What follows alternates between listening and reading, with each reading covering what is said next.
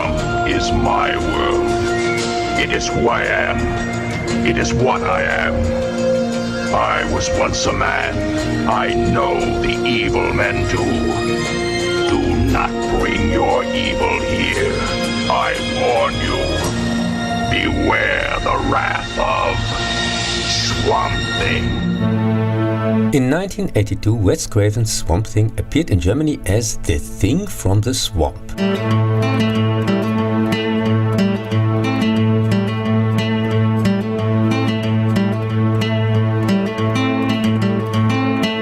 Biologist Alec Holland develops in a government laboratory in the swamps of North Carolina a serum combining animal and plant matter to ensure life under extreme conditions.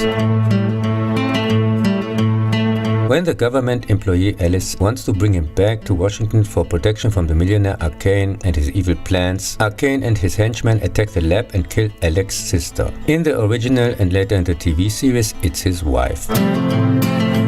Holland, now contaminated with the serum, flees into the swamp where he turns into a creature, half man, half plant, all Swamp Thing. I can already hear your tune calling me across the room.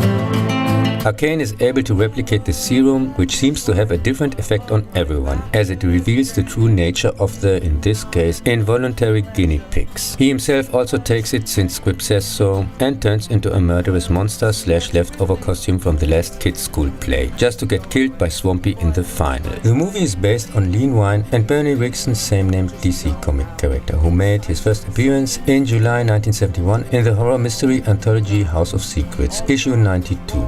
Comparable to Tales from the Crypt or Creepshow. Stop staring at the ground.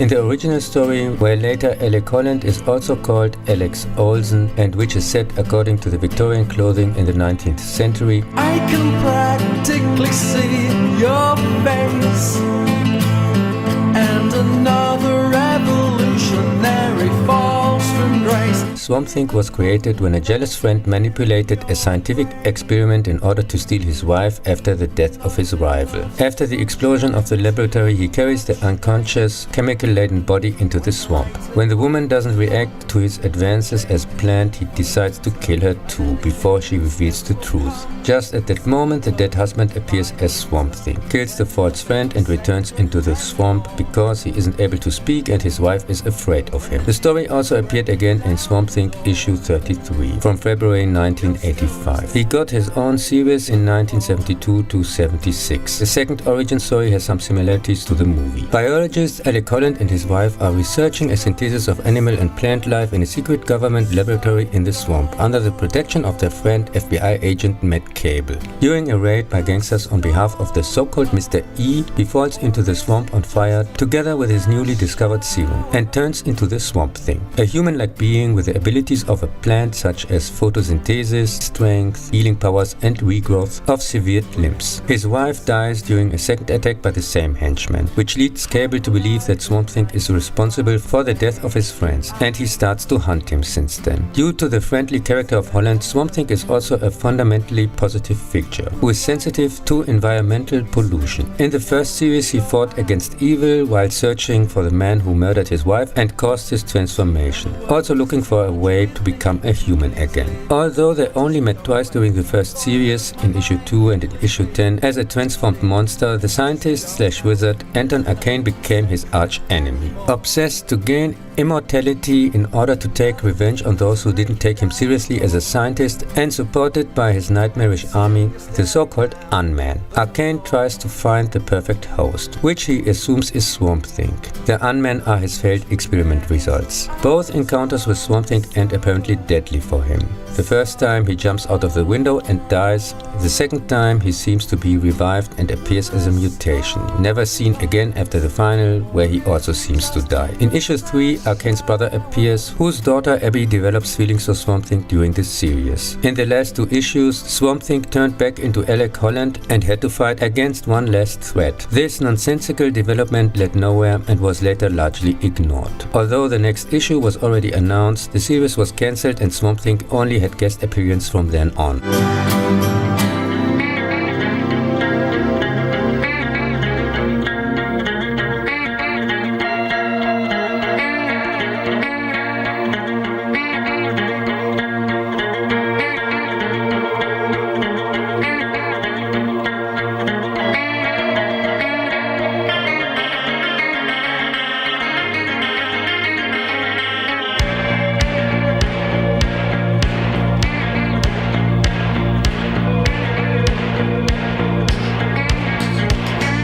When I first time saw The Thing from the Swamp on TV as a child, I thought it was absolutely great, especially because of the logical story, the scary monsters and the super realistic effects. Today I still think it's a great movie, but for exactly the opposite reasons. And of course, nostalgia. There are no numbers available how much the entertaining horror trash fest made from his $3 million budget back. More about Wes Craven in the upcoming retrospectives.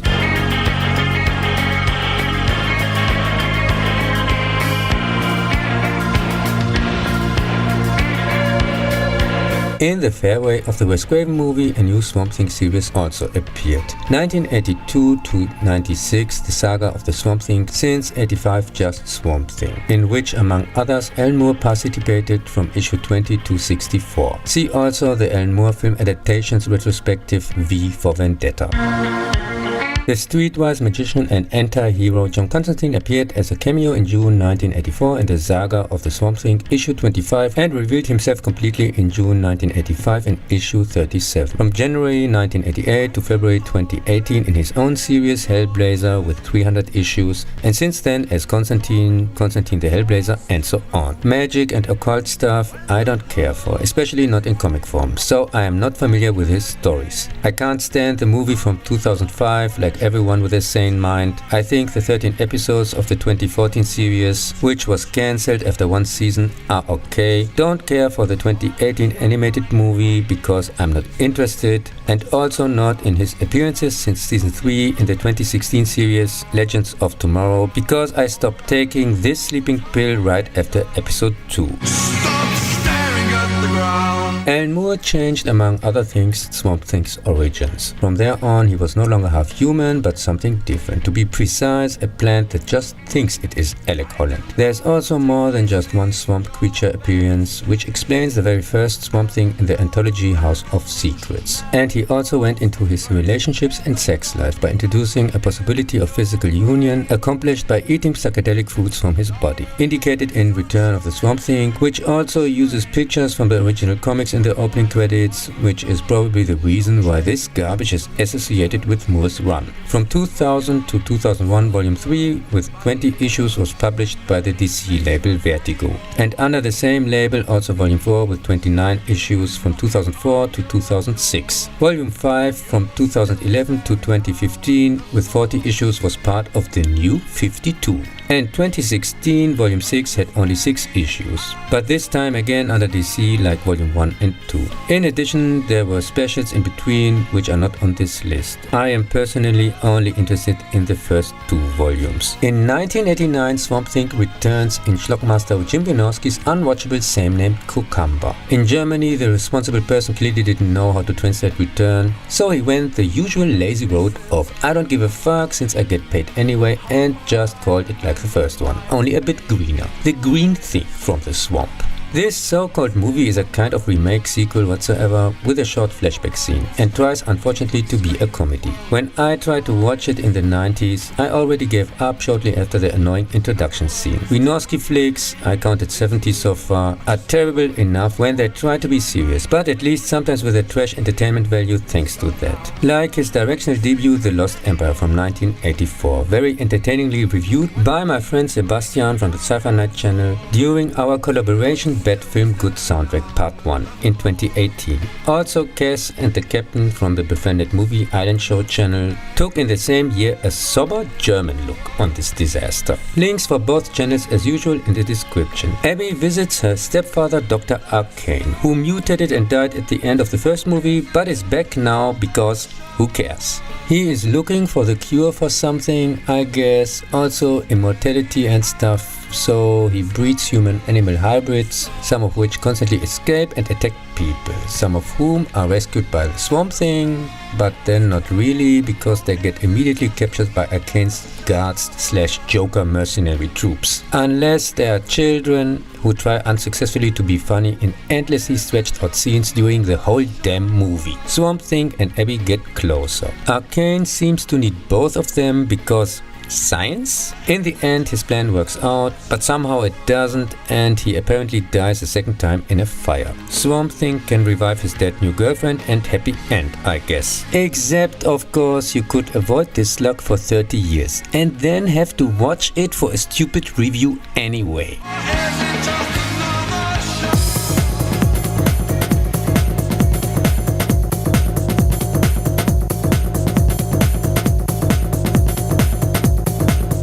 From 1990 to 93, the TV series Swamp Thing appeared as a sequel, with 72 25-minute episodes, and like in the two movies with stuntman actor Dick Durock in the this time well-made costume. Again, there are hardly any similarities with the original except for some names and the origin story. Well, alright, watch out.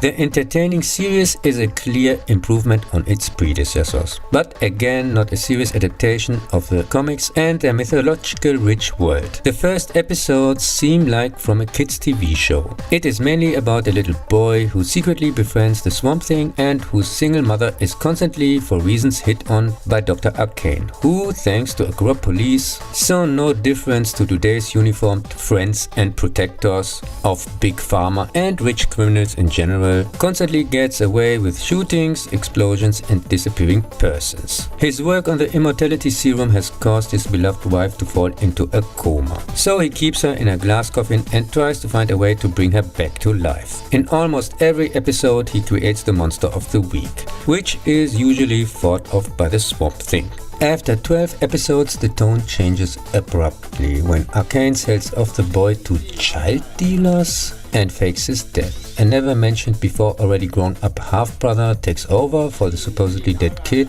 and the disappeared boy somehow 2 episodes later is no longer an issue. Really disturbing and creepy development. Dr. Arcane is also the only interesting character who gets at least some kind of development. All others remain quite pale and two-dimensional. Swamp Thing himself is a bit boring and usually stands in the bushes looking concerned or gives unasked advice. In the extremely short second season, just 11 episodes, and in season 3, in some episodes he barely shows up. And sometimes it's about mysterious or unexplained deaths, which are somehow connected to the swamp, kind of Twilight Zone Swamp Edition. Ray Wise, Alec Holland actor from Wes Craven's 1982 flick, has a guest appearance in Never Alone, episode 19 of season 3. Well, alright, watch out.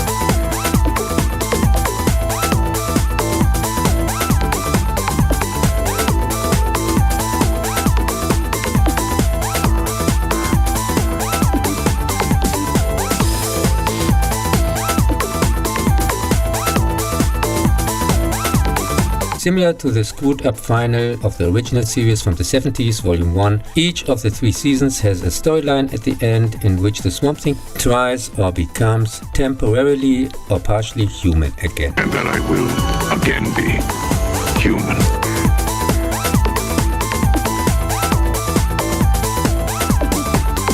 Well, alright, watch out.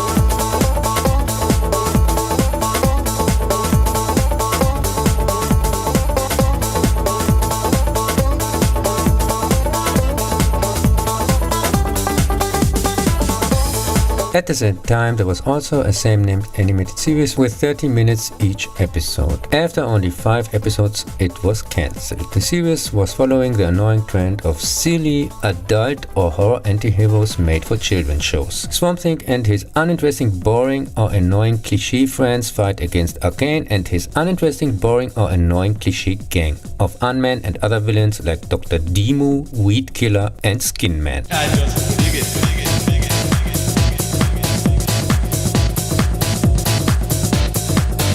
2019, another thing with 10 one-hour episodes crawled out of DC's TV swamp. In the fantasy series, Abby Arcane is a doctor who tries to help people. Ah, that's why it's called fantasy. I get it. Works for the CDC and returns home to Louisiana to investigate a deadly swamp-borne virus whose victims have similar symptoms, get ill and die. But I thought most of deadly ill people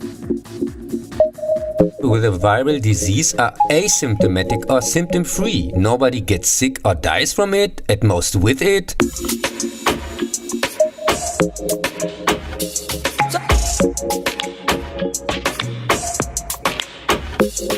And everybody is supposedly infected. Who is so stupid to get tested, aka getting a stick rammed through his nose into his brain? Which, by the way, has never ever been used in human history as a disease test for anything. Oh, that's right. That's how it works only in the real world. And in this real world, we know, at least since Corona, that terror organizations like the CDC, WHO and co. do not fight viruses but invent them to spread unnecessary fear and terror, and in the best case to sell useless vaccines, already proven make more people sick or dead than the made-up disease itself. Unlike in the movies, doctors in the real world do not care about their patients, but only about money and their career. What we hear clearly in the deafening silence about the harmful slave masks, which now more and more children are falling victim to. Except, of course, there are no doctors at all, but bought frauds, aka swine flu priests with obviously afterwards together doctor dissertation, a fake doctor title, and by accomplices and helpful criminals from the system and their pig head deeply in the ass of the pharma industry. Das ist doch gar nicht wahr, nicht wahr.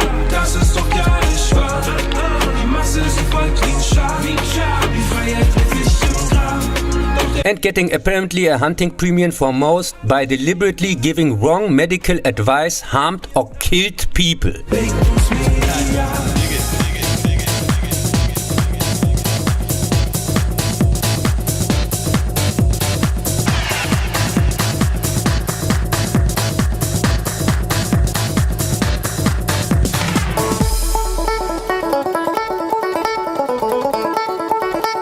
Abby befriends the disgraced scientist Alec Holland, who tragically dies, aka gets shot and falls into contaminated water, becoming the new green thing out of the swamp. The series got already cancelled after the first episode was aired, thanks to creative differences. For solving those, cutting it down from 13 to 10 episodes was for sure no help either, I guess. Other sources cite financial reasons and a not granted tax subsidy. I personally was quite happy that I only had to struggle through 10 episodes of this bore fest. Despite good cast and passable effects, the many soap opera / relationship elements are annoying as hell, especially with the side characters, which should first be at least fully established before trying to manipulate the audience to care for them. From my point of view, only some horror and gore scenes are kind of interesting. The so-called plot doesn't make even for 2 seconds sense and sinks early on into the swamp of this over-dramatic presented whatsoever.